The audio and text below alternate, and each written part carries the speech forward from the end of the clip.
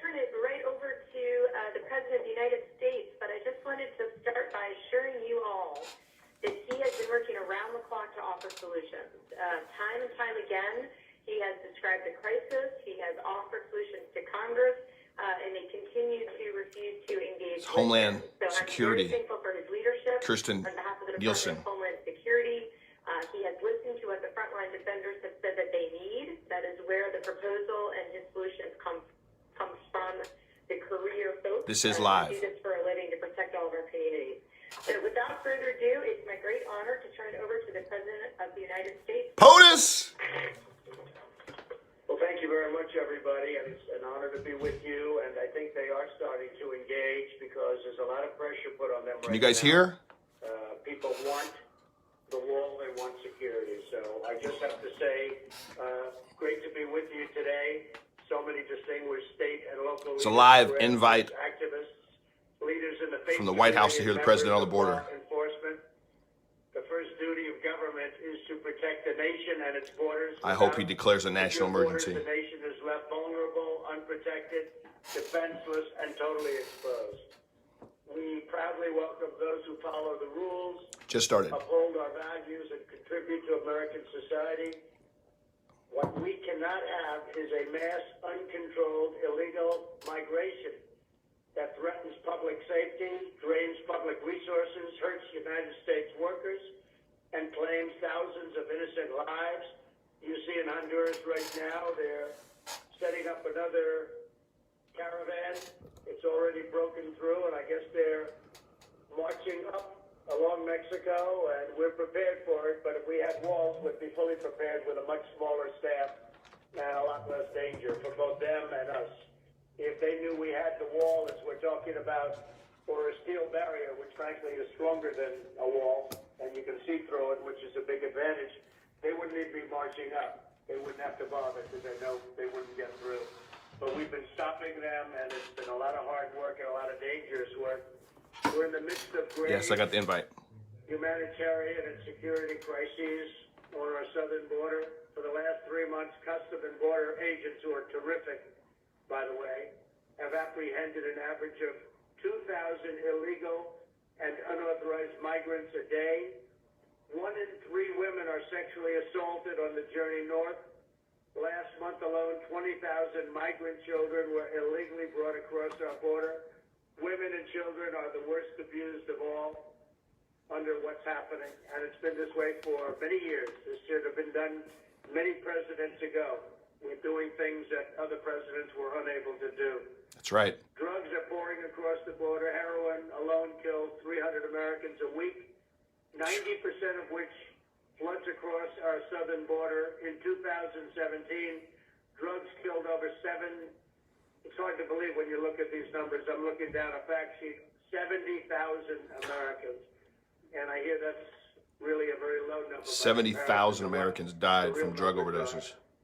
But 70,000 people, and imposed costs on our society in excess of $700 billion. In the last 2 years, billion. ICE officers arrested 266,000 aliens with criminal records, including those charged or convicted of 100,000 assaults, 30,000 sex crimes, and 4,000 homicide and violent killings. Hard to believe. Illegal immigration places enormous burdens on public schools, local hospitals, and community resources, as you know. Illegal immigration is also deeply unfair to American workers, hitting African Americans and Hispanic American workers particularly hard. They lose their jobs, they don't get jobs. A lot of it has to do with the subject we're talking about. Last week I traveled to McAllen, Texas to tour the border and meet with the heroes of ICE and Border Patrol. These patriots made clear what they need from Congress. They explained that there's no substitute for a wall or a very powerful, strong physical barrier. What is going on today is absolutely ridiculous, unfair, and we will be so strong in getting what we need. That's why we've asked Congress to fund a barrier or wall. This barrier activity while directing lawful trade, travel, and commerce to our ports of entry. It will work, absolutely work.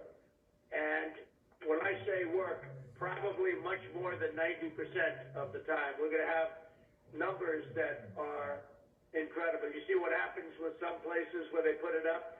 They go from totally unsafe to totally safe. Yep. I believe it's El Paso, Texas, where they put it up. It went from one of the most unsafe cities in the country to one of the safest cities in the country as soon as the wall was put up. And it's like that. That's the way it is. It's common sense. And they know it. The Democrats know it. They fight for political reasons. They don't fight for any other reason. All political. And that's why, if you look at the recent polls, the whole concept of a border wall or barrier is going way up. Because people are now learning about it, learning about the problem, learning about the crime and death that pours through.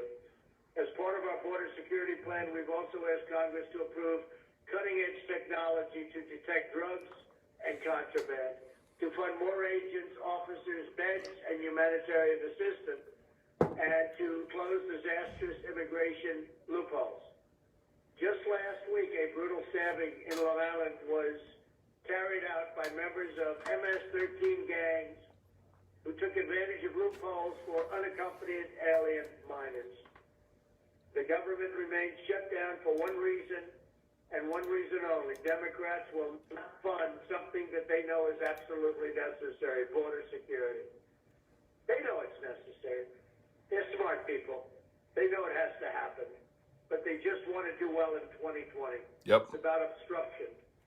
They're being held hostage when you say that we are, everybody is, the whole country, by radical far-left, open borders, fringe people within the Democrat Party. And He speaks it real. Changing fast. I think opinions are changing fast. And even some of them are coming around because they see it's a debate that they can't win. That's right. I'm asking everyone listening today to organize your fellow citizens to call Democrat lawmakers and ask them to support legislation to secure the border, stop illegal immigration, and reopen our government. And we really appreciate your incredible support. It is absolutely powerful. I mean, there's been no break. There's been no people say, oh, gee, we have to try and make a deal. In fact, if anything, people are very impressed with how well government is working with the circumstances that we're under. Yes. And we're working very hard to make sure that happens. In another administration, they did just the opposite. They wanted people to be uncomfortable. Yep. Well, I don't believe that. I don't believe in it. And Obama wanted people to be uncomfortable. Great job. Our secretaries, the people that work for our country are doing a really good job. And people are actually amazed that with this many people, that government is really working so well. So we're very proud of that. But we have to have the security of a border wall. Have to. That, all the drones, all the technology, everything that we're talking about is meaningless. They're just toys. They need the wall in order to be important, in order to be useful. So now I'd like to call on Sheriff Leon Wilmot from Yuma County, Arizona, great place, for a question. Sheriff? This is live, folks. Special invitation to hear the president address via a conference call. We need the stinking border.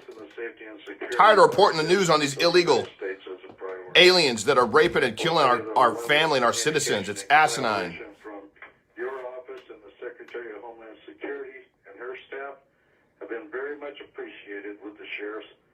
We truly value the Secretary Nelson's steadfast. The people that are on the border, that are working the border, know what's at stake, folks. And this is all political. 110% it's political. I shared a picture earlier that shows how many Democrats were for a wall, border security. And as soon as Trump took office, it dipped, it dove, it nosedived because they did not want this president to get another win. This is bigger than politics. This is the safety of our families and our friends that we are talking about. And the fact that the Democrats do not want to allow us to have our border, our fencing, our wall to secure us means they are selling us out for the votes the supposed and eventual votes of illegal aliens that'll come in and support the politics and the policies of those that want to continue to give out freebies.